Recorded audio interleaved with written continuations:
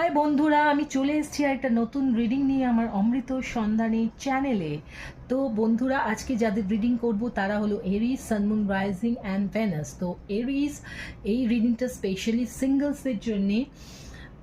চলো দেখে নিই সিঙ্গলসরা তোমরা যারা রয়েছো তাদের লাভ লাইফটা কেন ব্লকড রয়েছে, কি প্রবলেম রয়েছে, চলো দেখে নেওয়া যাক।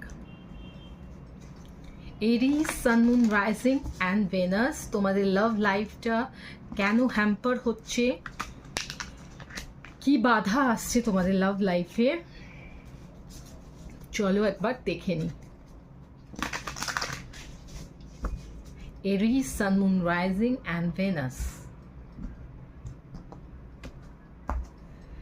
তো প্রথম কার্ডটা হলো ফিয়ার লোনলিনেস, নেক্সট হলো লাভ সাকস, থার্ড হলো গিভিং টু মাচ।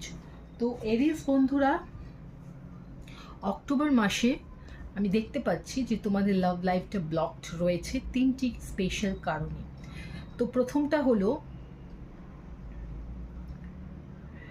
তোমার নিজের মধ্যে না একটা লোনলিনেস সবসময় কাজ করছে, একাকিত্ব বোধ, যেটা হচ্ছে তোমার নিজের সবসময় মনে হয় যে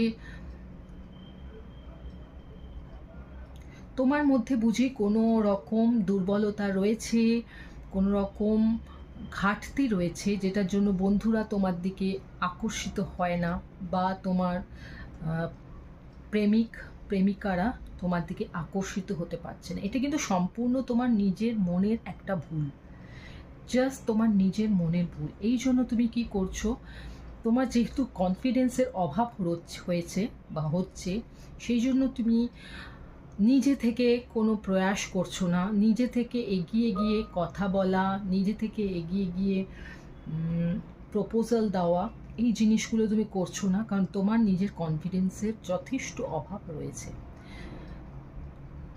তাছাড়া আমরা দেখতে পাচ্ছি যে তুমি ভালোবাসার ওপর থেকে তোমার বিশ্বাসটাই চলে গেছে।